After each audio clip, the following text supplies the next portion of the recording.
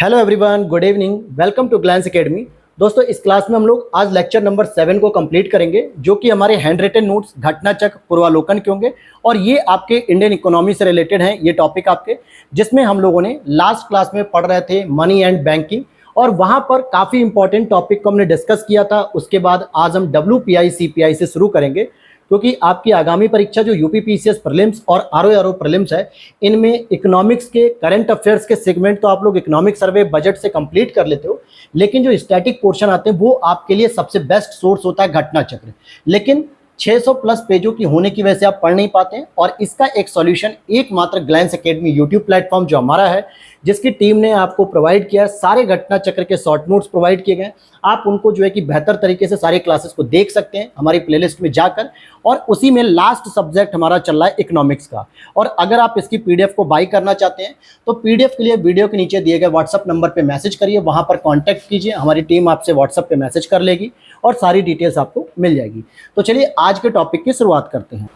तो कल हम लोगों ने दोस्तों शुरू कर दिया था अपना मनी एंड बैंकिंग का चैप्टर, और मनी एंड बैंकिंग में लगभग 90 पॉइंट ऐसे हैं जो इंपॉर्टेंट है, जहां से बार बार प्रश्न बनते हैं। तो इसमें हम लोगों ने लास्ट क्लास में स्किप किया था, या यूं कहें कि CPI पर आके रोका था। तो आज हम लोग CPI से शुरू करेंगे। वीडियो अच्छी लगेगी तो लाइक कर देना, और चैनल पे पहली बार हो तो सब्सक्राइब कर लो, और वीडियो के नीचे टेलीग्राम चैनल का लिंक दिया गया है, वहां पर भी आप बात कर सकते हैं, मतलब ज्वाइन कर सकते हैं। सारे डिस्कशन वहां पे होते हैं। CPI की बात करेंगे, कंज्यूमर प्राइस इंडेक्स। देखिए, इंडेक्स का क्या मतलब होता है? सूचकांक। और मूल्य की सूचकांक की बात करते हैं तो जब हम इन्फ्लेशन की बात करते हैं, अर्थात कि जब महंगाई की बात करते हैं, तो महंगाई में दो फैक्टर हमें देखने पड़ते हैं। एक तो मांग कितनी है और आपूर्ति कितनी है। इट मीन्स कि डिमांड और सप्लाई को देखते हैं। लेकिन कंट्रोल करने के लिए दो चीजें महत्वपूर्ण होती हैं। एक होती है मॉनेटरी पॉलिसी, जो कि बैंक के द्वारा शुरू की जाती है या बैंक के द्वारा ऑपरेट की जाती है, और एक होता है राजकोषीय नीति, जो गवर्नमेंट के द्वारा होती है। तो इनमें मॉनेटरी पॉलिसी का रोल ये होता है कि वो देखते हैं कि WPI CPI की क्या इंडेक्स चल रही है, कितनी महंगाई चल रही है, कितनी नहीं चल रही है। तो इनके आधार पे ही जो है कि और भी अपने डिसीजन लेते हैं। यहां पर आप वर्ड को देखेंगे अगर, तो लिखा हुआ है कंज्यूमर प्राइस इंडेक्स। तो यहाँ पर अगर आप देखेंगे कि कंज्यूमर का मतलब होता है उपभोक्ता, जो उपभोक्ताओं को महंगी वस्तुएं लगती हैं, या खान पान की सामग्री, या पहनने की, या कोई भी चीज़ें XYZ। अल्टीमेटली बाजार में दो तरीके के लोग होते हैं, या तो वो खरीदने वाले होते हैं या वो बेचने वाले, और खरीदने वाले सभी लोग कंज्यूमर कहलाते हैं। तो इसीलिए कहा जा रहा है चयनित वस्तुओं और सेवाओं के खुदरा मूल्य का मतलब होता है जो फुटकर प्राइस कहते हैं, के स्तर में समय के साथ जो बदलाव को मापता है, या तो कम हो रहा होता है या महंगा हो रहा होता है। RBI द्वारा मॉनेटरी पॉलिसी बनाते समय इसका प्रयोग मुद्रास्फीति माप हेतु किया जाता है। इसीलिए जब भी RBI मॉनेटरी पॉलिसी की समीक्षा करती है, और हर 3 महीने 2 महीने पे जो मॉनेटरी पॉलिसी देती है कि कौन कौन सी repo rate, reverse repo rate, bank rate, ये सब CLR SLR ये बढ़ेंगी कि नहीं बढ़ेंगी, तो उसमें कंज्यूमर प्राइस इंडेक्स को भी मेजरमेंट किया जाता है। और औद्योगिक श्रमिकों के लिए उपभोक्ता कीमत सूचकांक का संकलन श्रम ब्यूरो द्वारा किया जाता है। क्योंकि देखा जाए तो कंज्यूमर प्राइस की जो इंडेक्स होती है उसमें 4 कैटेगरी होती है। एक औद्योगिक श्रमिक होते हैं, एक ग्रामीण श्रमिक होते हैं, एक नगरीय श्रमिक होते हैं। तो इनके अलग अलग कैटेगरीज बनी हुई है। तो CPI IW यानी इंडस्ट्रियल वर्कर के लिए आपकी जो कीमत सूचकांक जारी होती है वो श्रम ब्यूरो के द्वारा जारी की जाती है। यहाँ पर नोट पॉइंट है कि भारत में कर्मचारियों में महंगाई भत्ते का निर्धारण औद्योगिक कर्मियों के उपभोक्ता कीमत सूचकांक के आधार पर किया जाता है। अब यहाँ पर ध्यान देना, कर्मचारी का मतलब क्या हो गया? जो गवर्नमेंट एम्प्लॉय हो या प्राइवेट एम्प्लॉय हो।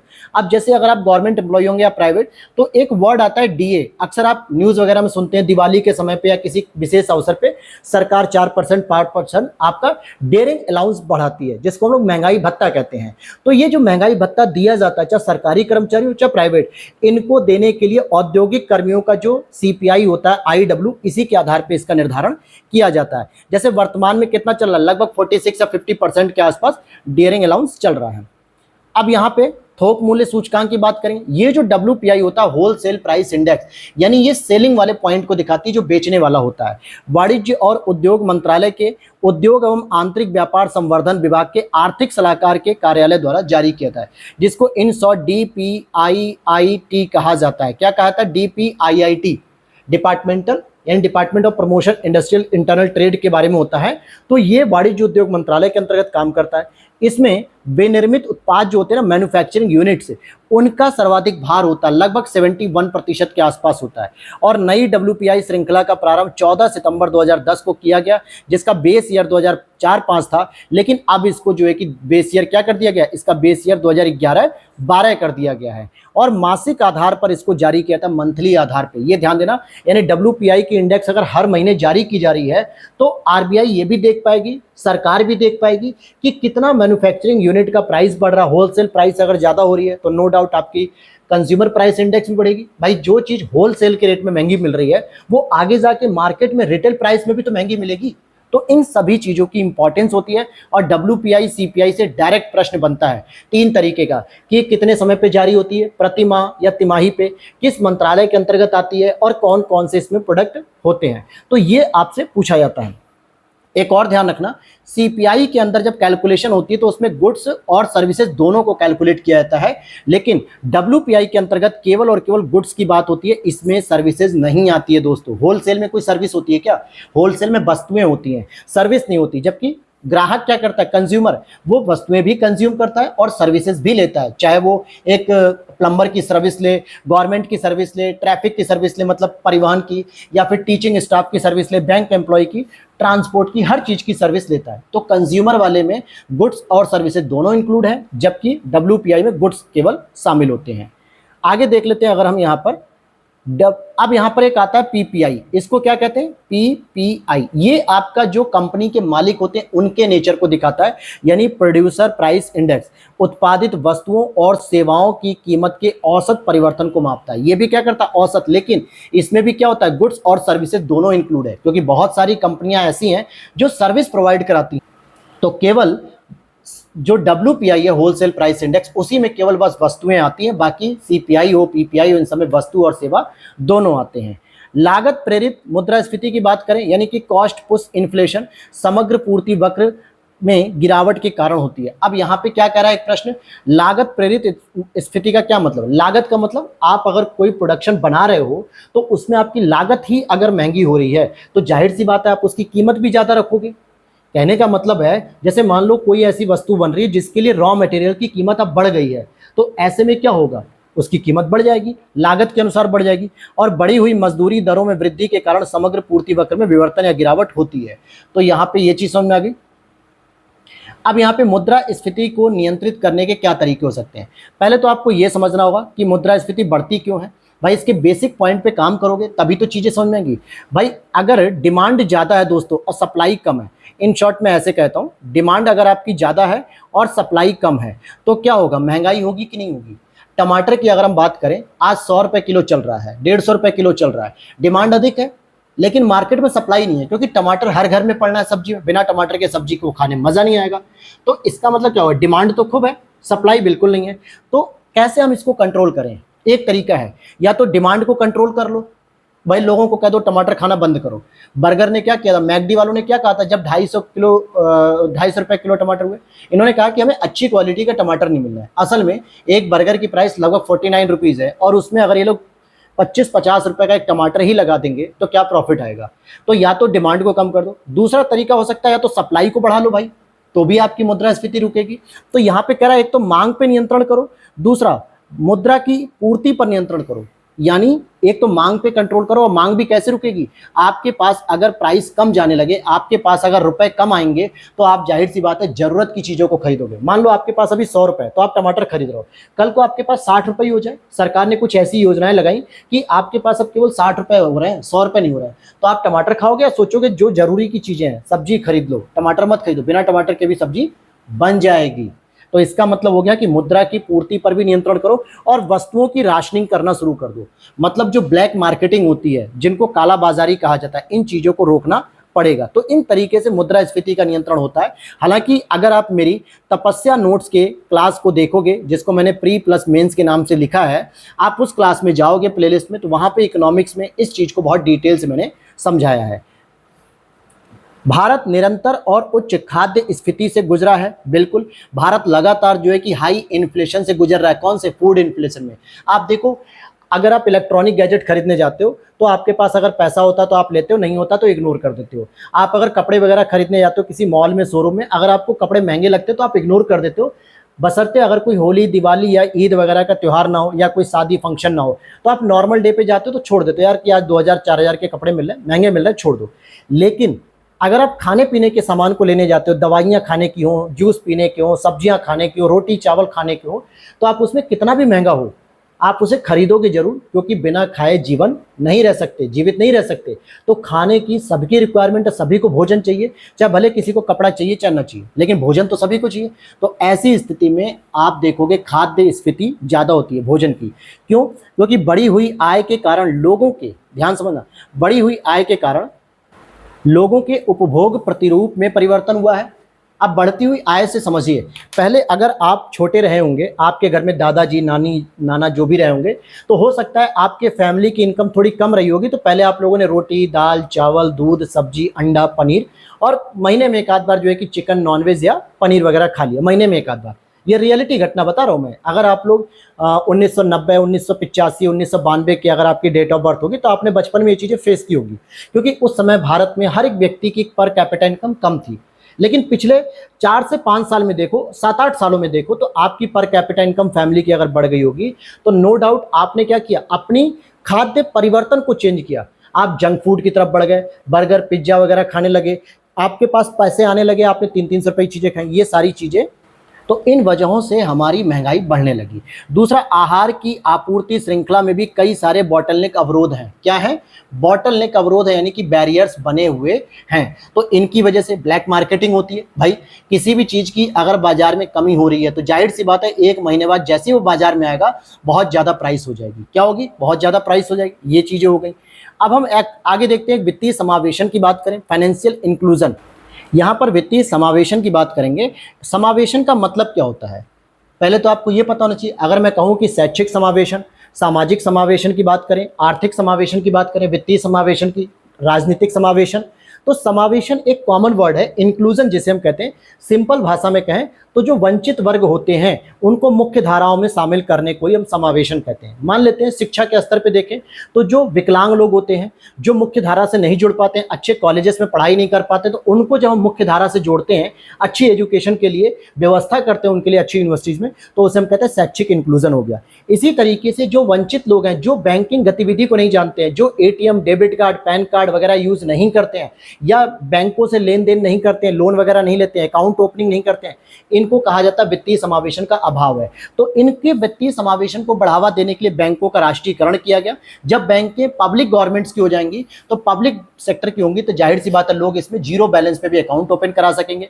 क्षेत्रीय ग्रामीण बैंकों का गठन किया गया, आरआरबी जिसे हम कहते हैं, रूरल बैंक जो होती है, रीजनल रूरल बैंक, ताकि गांव के कोने कोने तक जो है कि विकास हो सके बैंकों का, और बैंक शाखाओं द्वारा गांवों को अपनाना। तो इन सभी के माध्यम से हमने वित्तीय स्तर पर समावेशन का प्रकार शुरू किया। अब यहाँ पे कुछ घटनाएं हैं या कुछ योजनाएं जिनको क्रमानुसार पूछा गया था, जैसे बैंकिंग नियंत्रण अधिनियम का नियमन, अर्थात बैंकिंग रेगुलेशन एक्ट 1934, जो कि आरबीआई का जब गठन हुआ था 1934 के अकॉर्डिंग, तो उसने आरबीआई में अगर कोई चेंज करना तब तो आप इस एक्ट का प्रयोग करोगे, लेकिन आरबीआई को जो रेगुलेटरी बॉडीज की संस्था बनाई गई और पावर दी गई, उसके तहत वो सारे बैंकों का रेगुलेशन कर सकती है 1949 के तहत।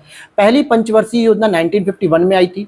भारतीय स्टेट बैंक का राष्ट्रीयकरण 1955 में किया गया था, और इसमें कमेटी का नाम याद रख लो दोस्तों, गोरेवाला समिति इसका नाम होता है, गोरेवाला समिति के नाम पे किया गया। बीमा कंपनियों का राष्ट्रीयकरण 1973 में किया गया। इसी तरीके से हम और भी चीज़ों को देख लेते हैं। भारत में सर्वप्रथम बैंकों का राष्ट्रीयकरण कब किया गया? 19 जुलाई 1969 को 14 बैंकों का राष्ट्रीयकरण किया गया, जो कि 4th पंचवर्षीय योजनाओं के दौरान किया गया था। और अच्छी बात यह कि उस समय भी आपकी इंदिरा गांधी जी प्राइम मिनिस्टर थी।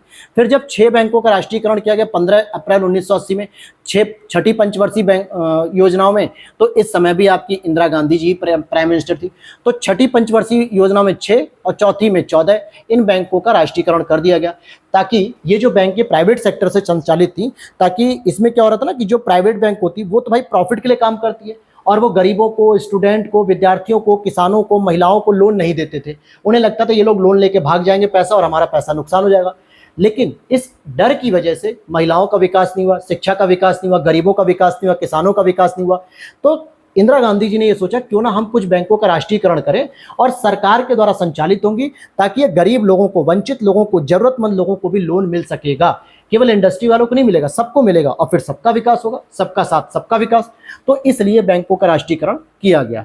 जैसे आरबीआई का भी एक राष्ट्रीयकरण किया गया, 1949 में लाया गया। एसबीआई का राष्ट्रीयकरण 1955 में। एलआईसी का राष्ट्रीयकरण, लाइफ इंश्योरेंस कॉर्पोरेशन, इसका 1956 में किया गया।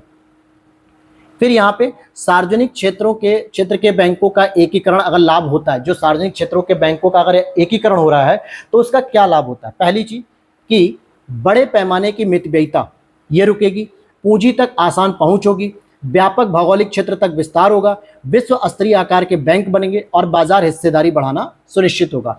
ये प्रश्न किस पे आया गया?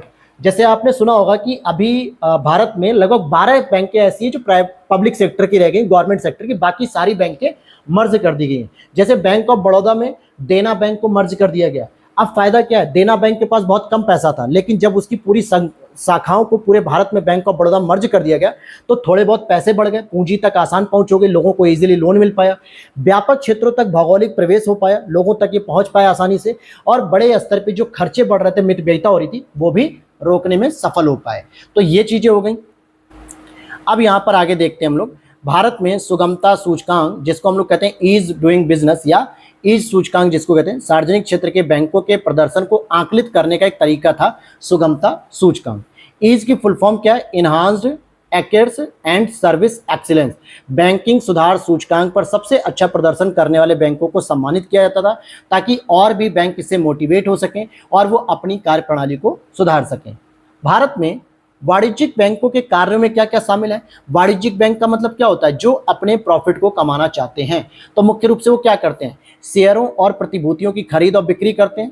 भाई अगर आपके पास कोई गवर्नमेंट सिक्योरिटीज है तो आप उसे क्या करोगे? आरबीआई के पास जाओगे? नहीं, वाणिज्यिक बैंकों के पास जाओगे, चाहे वो गवर्नमेंट सेक्टर की हो चाहे प्राइवेट सेक्टर की हो। आप एक्सिस बैंक के पास जा सकते हो, एचडीएफसी के पास जा सकते हो, एसबीआई के पास जा सकते हो, पीएनबी के पास जा सकते हो, बैंक ऑफ बड़ौदा के पास जा सकते हो कि सर मेरे पास गवर्नमेंट सिक्योरिटीज है, मुझे ये बेचनी है, तो बेच लोगे आराम से, आपके बदले में पैसे मिल जाएंगे आपको। वसीयतों के लिए निष्पादक और न्यासी के रूप में कार्य करते हैं, अर्थात कि आपके ट्रस्टी के रूप में भी काम करते हैं, लॉकर के रूप में भी काम करते हैं, आपके लेन देन के काम करते हैं, पैसा जमा करते हैं, पैसा निकालने की अनुमति देते हैं, लोन देते हैं, क्रेडिट कार्ड देते हैं, डेबिट कार्ड देते हैं, ये सारी चीजें, ये सुविधाएं देते हैं। अब एसबीआई की अगर हम बात कर लें इसी में, तो ये सार्वजनिक क्षेत्र में सबसे बड़ा वाणिज्यिक बैंक है। किसानों के पास आसानी से पहुंचने के किसान क्लब की स्थापना भी की गई है इसके द्वारा, और इसीलिए गांव गांव तक आप देखोगे एसबीआई बैंक मिल जाएगी, भले चाहे कोई और बैंक मिले या ना मिले। यहां पर नेक्स्ट टॉपिक है बैंक बोर्ड ब्यूरो। इसकी बात करें अगर हम, एक मिशन इंद्रधनुष लाया गया था दोस्तों। मैं उस मिशन इंद्रधनुष की बात नहीं कर रहा हूं जो टीकाकरण से संबंधित है, उसकी बात अगर हम करेंगे तो वो साइंस में करेंगे।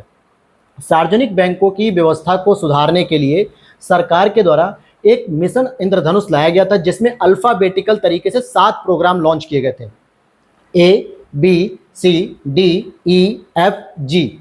और इसमें जो बी वाला था, सेकंड वाला, ए के बाद बी, उस बी का मतलब था बीबीबी अर्थात बैंक बोर्ड ब्यूरो। इसका मतलब क्या था? इसका क्या काम था? सार्वजनिक क्षेत्रक बैंकों के अध्यक्षों के चयन के लिए संस्तुति करना। यानी ये एक ऐसा बोर्ड ब्यूरो रहेगा जो गवर्नमेंट सेक्टर के जो बैंक होते हैं उनके अध्यक्ष के लिए, चयन के लिए संस्तुति देगा कि भाई इस व्यक्ति को अध्यक्ष बनाओ, क्योंकि ये सार्वजनिक बैंक की स्थिति को सुधार कर सकेगा। सार्वजनिक क्षेत्र के बैंकों की कार्यनीतियों और पूंजीवर्धन योजनाओं को विकसित करने में मदद करेगी। इसका प्रारंभ 2016 में किया गया और इसके स्थान पर फिर 1 जुलाई 2022 को फाइनेंशियल सर्विसेज इंस्टीट्यूट ब्यूरो की स्थापना कर दी गई थी। लेकिन अगर आपसे पूछा जाता है तो अक्सर बैंक बोर्ड ब्यूरो के बारे में ही पूछा जाता है, और ये किससे संबंधित है ये मैंने आपको बता दिया, मिशन इंद्रधनुष, जो कि सार्वजनिक बैंकों की स्थिति को सुधारने के लिए लाया गया था। फिर आगे देखते हैं, चीन ने सर्वप्रथम अपनी शाखा किस बैंक ने ओपन की? चीन में, तो चीन में अगर आप बात करोगे तो सार्वजनिक क्षेत्र में एसबीआई ने ओपन किया, जो कि निजी क्षेत्र में अगर हम बात करेंगे तो एक्सिस बैंक ने। यानी भारत की कौन कौन सी बैंक है जिन्होंने चाइना में अपनी पहली शाखा खोल ली है? तो एसबीआई और एक्सिस बैंक। अगर हम यहाँ पे निजी क्षेत्र की बैंक की बात करें तो आईसीआईसीआई ने 2002 में 2 को मुंबई में सबसे पहले चलती फिरती मोबाइल एटीएम सेवा प्रारंभ की थी। यानी मोबाइल एटीएम का मतलब जो आप इजीली कहीं पे ले जाके एटीएम से यूज कर सकते हो। पंजाब नेशनल बैंक में विलय होने वाला वाणिज्यिक बैंक कौन सा? न्यू बैंक ऑफ इंडिया, ये भी इसको याद रख लेना। और कुछ बैंकों की स्थापना पूछी गई है, जैसे अगर आप देखोगे आईसीआईसी बैंक की स्थापना 1955 में हुई। आईडीबीआई की बैंक की स्थापना 1964, आईएफसीआई की 1948। तीनों ही औद्योगिक क्षेत्र को दीर्घकालीन और मध्यकालीन वित्तीय सहायता उपलब्ध कराई जाती है इन तीनों के द्वारा, यानी आईसीआईसी के द्वारा भी, आईडीबीआई के द्वारा भी और आईएफसीआई के द्वारा भी, और एक सिडबी भी होता है, एसआईडीबीआई, ठीक है, एक सिडबी बैंक भी है, इसके द्वारा भी क्या किया जाता है, इसके द्वारा भी लोन प्रोवाइड किया जाता है इंडस्ट्री को। फिर यहाँ पे कुछ बैंक हैं और उनके प्रकार, जैसे इंडियन बैंक की बात करेंगे तो ये सार्वजनिक बैंक है। जरा इसको कमेंट सेक्शन में बताना कि ये किस बैंक में मर्ज हो गई है।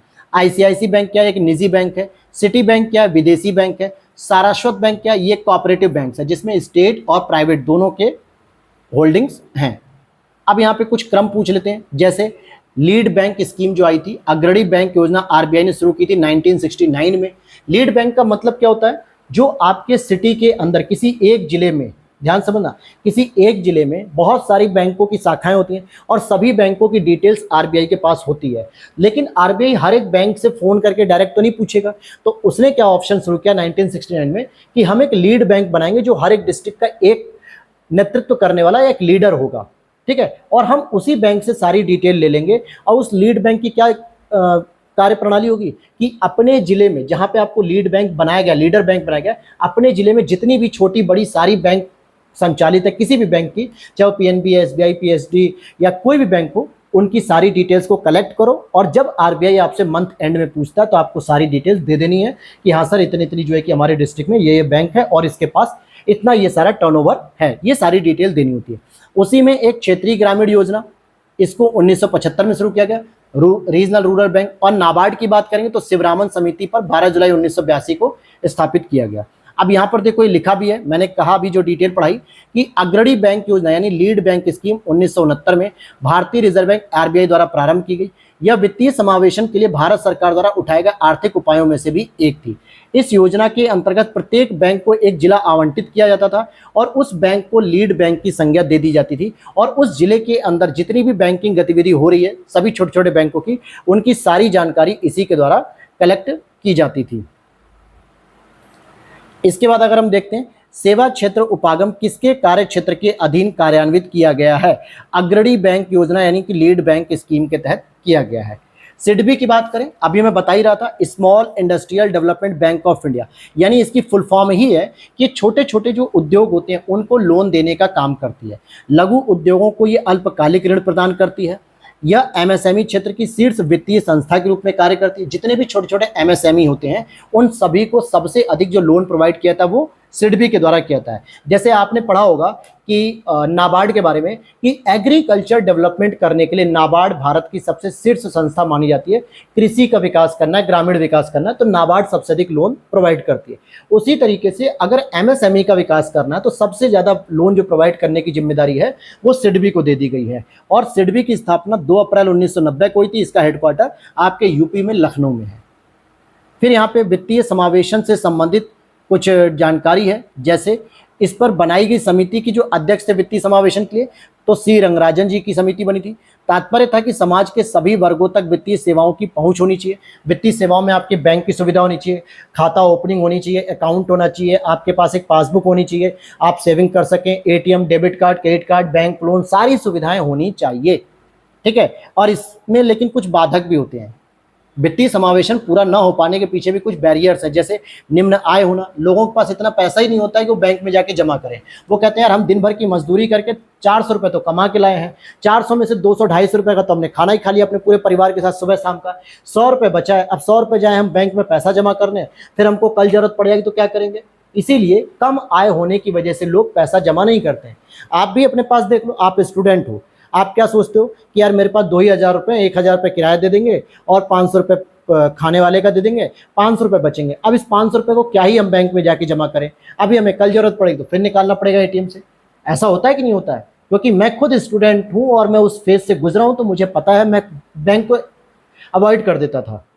तो इसका मतलब क्या हो, वित्तीय समावेशन में निम्न आय प्रॉब्लम है। निरक्षरता, गांव के बुजुर्गों को कहोगे ना कि सर बैंक में आप अपना खाता खोल लो, आप बैंक में जाके पैसा निकाल लोगे, तो कई सारे बुजुर्ग आज भी ये कहते हैं कि बैंक वाले हमारा पैसा चुरा लेते हैं, कौन जाएगा लंबी लंबी लाइन लगाएगा, हमारा पैसा हमारे पास है। उन्हें ये नहीं पता कि उस पर आपको सेविंग्स पर क्या होता है, ब्याज मिलता है, 2 से 3 रुपए हर महीने वृद्धि होती है। उन्हें नहीं पता ये सब चीज़ें। और बैंक शाखाओं का अभाव भी, बहुत सारे ऐसे गांव हैं जहाँ पे बैंक ही नहीं है, 10-10 गाँव का एक ही बैंक में खाता है, किसी एक दूसरे गांव में कोई बैंक है, वहाँ पे 10 गाँव के लोग आते हैं। तो बैंकों की अभाव भी है, बैंक की शाखाएं भी, तो वित्तीय समावेशन कहाँ से होगा भाई? अब जिसको 10 किलोमीटर दूर जाके बैंक में खाता खुलवाना, पैसा निकालना, जमा करना पड़े, तो वो नहीं जाना चाहेगा, वो कहेगा छोड़ो हम अपने पास ही पैसा रख लेते हैं, प्रॉफिट हो चाहे नुकसान, हमारे पास समय नहीं है इतना, क्योंकि किसान आदमी है, समय कहाँ रहेगा, उसे अपनी खेती किसानी में व्यस्त है। तो ये भी एक प्रॉब्लम है। अब यहाँ पे देखते हैं एसएफसी को, देखते हैं एसएफबी को, स्मॉल फाइनेंस बैंकों को स्थापित करने का प्रयोजन।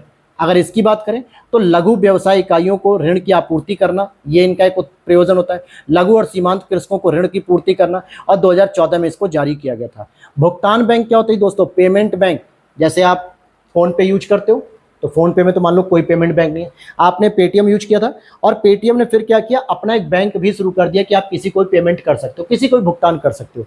एयरटेल ने भी अपना पेमेंट बैंक शुरू किया, हालांकि एयरटेल ने सबसे पहले प्रथमा नाम से एक पेमेंट बैंक को शुरू किया था। इसका उद्देश्य था कि लघु बचत खातों तथा सीमांत व्यक्तियों जो कि निम्न आय वर्ग के हैं, प्रवासी, श्रमिक वर्ग, असंगठित क्षेत्र के छोटे व्यवसायी आदि को भुगतान की सुविधा उपलब्ध कराकर वित्तीय समावेशन को बढ़ावा देना। अब होता क्या है, जैसे मान लो आपने पेटीएम पेमेंट बैंक अगर यूज किया होगा, मैंने तो किया है दोस्तों, क्योंकि हर एक चीज को यूज करते रहना चाहिए, पता चलता है कि चीजें, बहुत सारी चीजें फिर पढ़नी नहीं पड़ती हैं, ऐसे ही सीख लोते हो।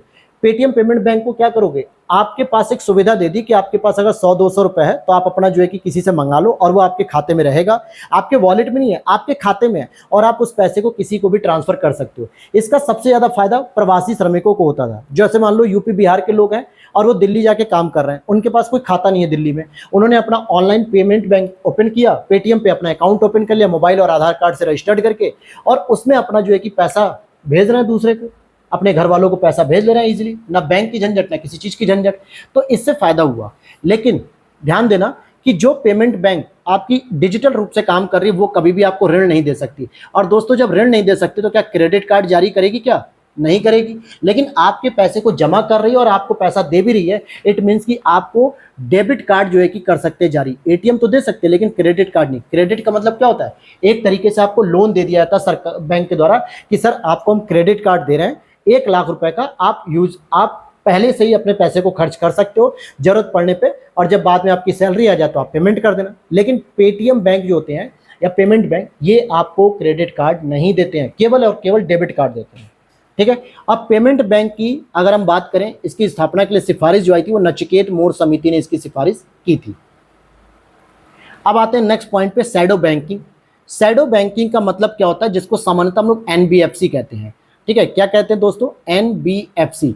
इसका मतलब क्या हो गया, नॉन बैंकिंग फाइनेंस कॉर्पोरेशन या नॉन बैंकिंग फाइनेंस कंपनी। एक ऐसी कंपनी जो बैंक की तरह काम तो करती है लेकिन बैंक नहीं है। बैंक क्या काम करती है, आपके पैसे को जमा भी करती है, जरूरत पड़ने पे आपको लोन भी देती है, सारा काम करती है। लेकिन जो एनबीएफसी है वो पैसे को जमा नहीं करती लेकिन आपको जरूरत पड़ने पे लोन देती है। तो इसी को कहा जा रहा है गैर बैंकिंग वित्तीय संस्थाओं द्वारा वित्तीय तथा अन्य गतिविधियों को संपन्न करना। ऐसी कंपनी जो बैंक तो नहीं है लेकिन बैंक जैसे काम कर रही है। अब क्या करते हैं, जैसे मान लो आपको 1 लाख रुपए की जरूरत है, आप किसी बैंक में गए, आपको नहीं मिला, एनबीएफसी के पास गए और एनबीएफसी से आपने कहा, तो वो क्या करेगी, आपको 1 लाख रुपए दे देगी। लेकिन कहाँ से देगी, वो बैंक से ही उधार लाएगी। लेकिन आपकी क्रेडिबिलिटी नहीं थी इसलिए बैंक वालों ने नहीं दिया आपको, लेकिन एनबीएफसी की क्रेडिबिलिटी है इसलिए बैंक वालों ने एनबीएफसी को दे दिया। तो एनबीएफसी आपके लिए एक मीडिएटर का काम कर रही है, बैंक और आपके बीच में, आपको लोन प्रोवाइड करा रही है। लेकिन वो आपके पैसे को जमा नहीं करेगी। कौन सा पैसा, नए तरीके का पैसा नहीं। आप लोन अगर रिटर्न कर रहे हो तो जमा करेगी, लोन के पैसे को तो रिटर्न करोगे ना, तो वो तो जमा करेंगी। लेकिन अगर आप सोचो आपके पास कोई पूंजी है, कोई सेविंग्स है और आप उसे जमा करना चाहो तो उसके लिए बैंक में जमा करोगे, वहां पे नहीं जमा कर सकते। एनबीएफसी में बचत खाते की तरह मांग निक्षेप स्वीकार नहीं की जाती है। ये सरकार द्वारा जारी प्रतिभूतियों के अधिग्रहण में भाग ले सकते हैं। एनबीएफसी कंपनियों के लिए लोकपाल योजना 2018 में जारी की गई थी। माइक्रो फाइनेंस की बात करते हैं, ये क्या होता है, तो सूक्ष्म वित्त की बात करें, इसका प्रारंभ 1980 के दशक में हुआ था और ऋण की सुविधाएं, बचत सुविधाएं, बीमा सुविधाएं, निधि अंतरण सुविधाएं यानी कि फंड ट्रांसफर करने की सुविधा आदि सेवाएं ये उपलब्ध कराती हैं, जिससे बहुत सारी एमएफआई भी जो है कि चलती हैं। माइक्रो फाइनेंस इंस्टीट्यूट, आरबीआई ने सूक्ष्म वित्त के अध्ययन तथा उस पर सुझावों के लिए एक समिति बनाई थी, YH मालेगाम समिति, 2011 में गठन हुआ था। मालेगाम के नाम से बहुत फेमस समिति है ये। तो अब हम लोग आगे देखते हैं। अभी तो दोस्तों हम लोग पॉइंट नंबर 37 पे चल रहे हैं और इसमें लगभग 135 पॉइंट हैं। सोचो 135 पॉइंट में आपकी आधी इकोनॉमी कंप्लीट हो जाएगी। हर एक चैप्टर मतलब मनी एंड बैंकिंग में हर एक चीज़ इसमें इंक्लूड है और हर चीज़ को हम जो है कि डिस्कस कर रहे हैं। अगर आप डिटेल से समझ रहे होंगे चीज़ों को अच्छे से तो आपको ये मान के चलो मनी एंड बैंकिंग के चैप्टर में कोई प्रॉब्लम नहीं है। बाकी आप मेरी तपस्या नोट्स वाली क्लास को जरूर देखिए। अभी लगभग 7-8 क्लासेस हो चुकी हैं। बस जैसे ये हमारी घटना चक्र की या PYQs वगैरह कुछ भी कंप्लीट होता है तो समय निकालने के बाद मैं उस पर भी क्लास शुरू करूंगा। फिर देखते हैं कौन सा वाणिज्य बैंक की परिसंपत्ति है। तो भाई किसानों की साख यानी वाणिज्य बैंकों की परिसंपत्ति का ऑप्शन हो गया। अब वहां पे क्या होगा, बहुत सारी वाणिज्य बैंक होंगे, कहाँ से वो पैसा कमा सकते हैं, तो जो किसानों के लिए साख होती है उससे कमाते हैं। फिर यहाँ पे देखते हैं वाणिज्यिक बैंक की परिसंपत्तियों में money at call and short notice, cash and balance with RBI, निवेश, ऋण और अग्रिम आदि शामिल होते हैं। जबकि जमाएं जो होती हैं सावधिक और मांग जमा यानी कि आपकी जो फिक्स डिपॉजिट होता है या जो है कि डिमांड डिपॉजिट होता है, ये सभी बैंकों की देयताओं का भाग होते हैं। यानी ये बैंकों के ऊपर जिम्मेदारी होती है कि भाई किसी व्यक्ति ने अगर पैसा जमा किया तो जब भी मांगेगा तो उसे देना पड़ेगा। भारत में व्यापारी बैंकों की देनदारियों में सबसे इंपॉर्टेंट अंश जमाओं का होता है। जितना भी आप जमा कर रहे हैं यही सबसे इंपॉर्टेंट अंश होता है। जमा में भी सर्वाधिक इंपॉर्टेंट होता है टाइम डिपॉजिट यानी कि जो FD या RD हम लोग करते हैं। सेकंड पर इंपॉर्टेंट होता है बचत बैंक जमा जो सेविंग होते हैं और थर्ड नंबर पे होता है आपकी जो डिमांड डिपॉजिट होती है। नेक्स्ट है आपका बैंकों हेतु ऋण दान के प्राथमिकता क्षेत्र में कृषि, MSME, शिक्षा, गृह, एक्सपोर्ट, क्रेडिट। अर्थात जो बैंक अगर जो ऋण देते हैं ना प्राथमिकता वाले क्षेत्र को, प्राइमरी सेक्टर को, जिसमें 40% आपको प्राइमरी सेक्टर में लोन देना ही पड़ता है हर बैंक को, तो उसमें वो कौन कौन से सेक्टर को दे सकते हैं, कृषि को दे सकते हैं, MSME को दे सकते हैं, एजुकेशन को, हाउसिंग, एक्सपोर्ट क्रेडिट यानी ये सभी जो होते हैं ये प्राइमरी सेक्टर के अंतर्गत आते हैं।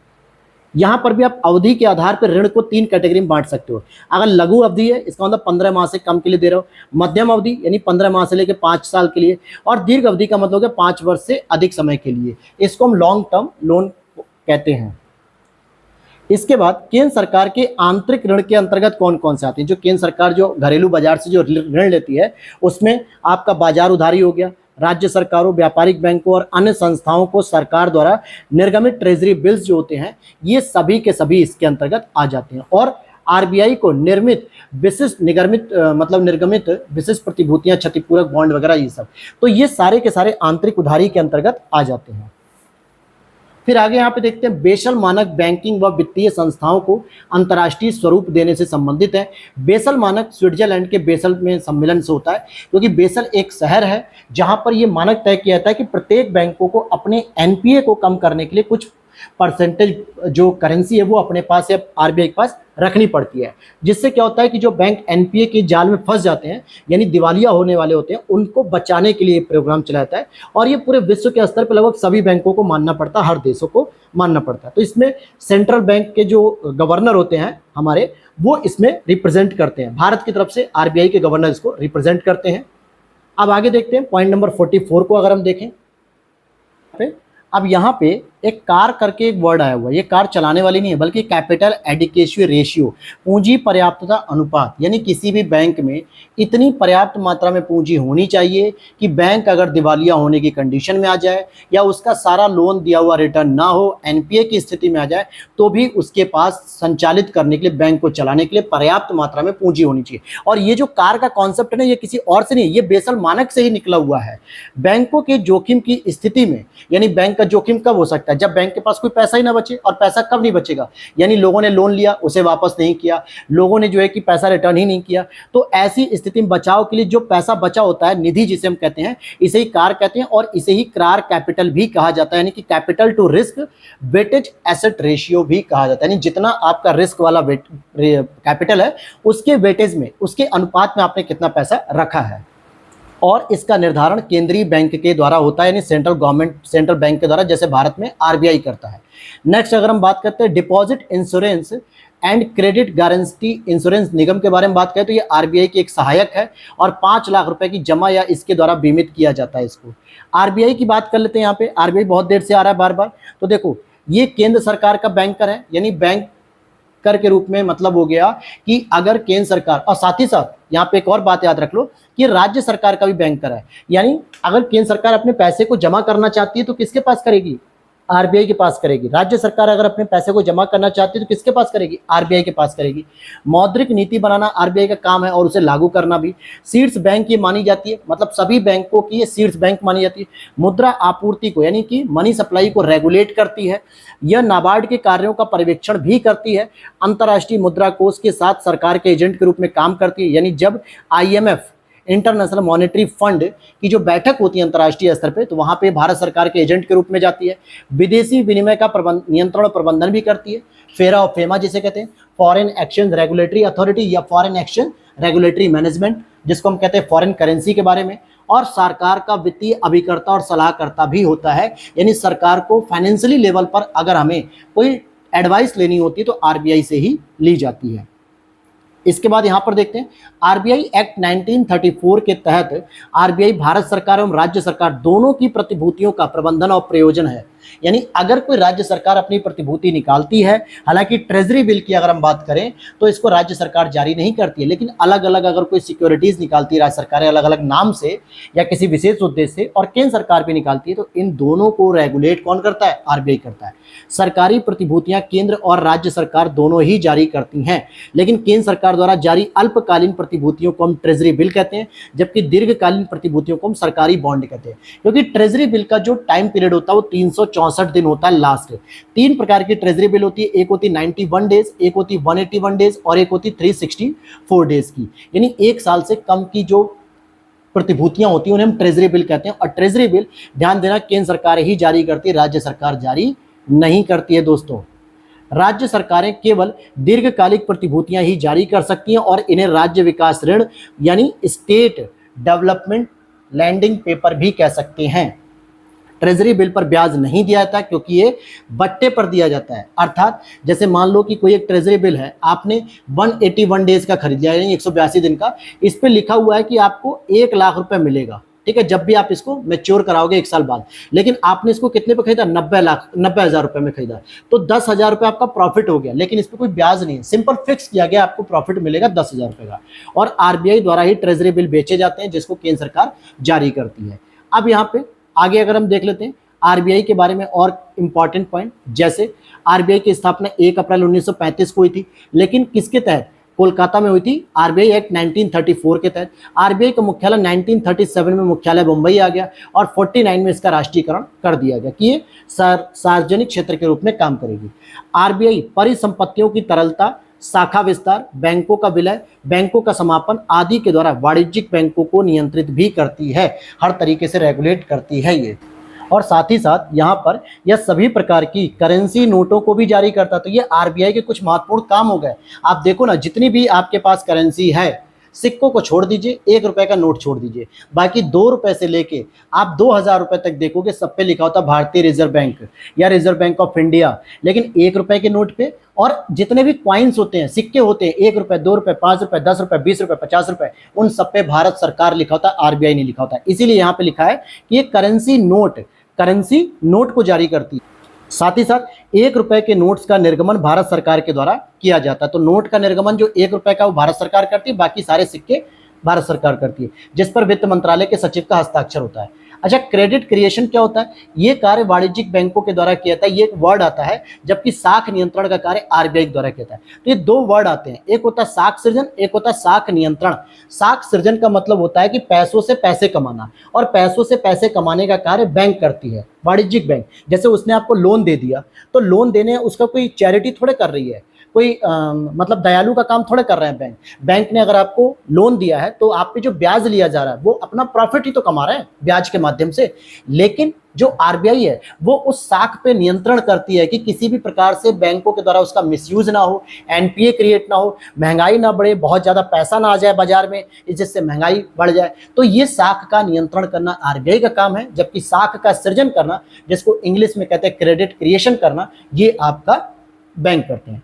मौद्रिक नीति राजकोषीय नीति की पूरक होती, बिल्कुल मैंने स्टार्टिंग में ही बता दिया था कि मॉनेटरी पॉलिसी आरबीआई जारी करती है, राजकोषीय नीति गवर्नमेंट जारी करते हैं, और मॉनेटरी पॉलिसी के माध्यम से आरबीआई महंगाई को कंट्रोल करने का प्रयास करती है। सरकार राजकोषीय नीति के माध्यम से व्यय को कम करते हुए महंगाई को कंट्रोल करने का प्रयास करती है। दोनों का उद्देश्य लगभग एक ही होता है, तो इसीलिए इनको एक दूसरे का पूरक मान लिया जाता है।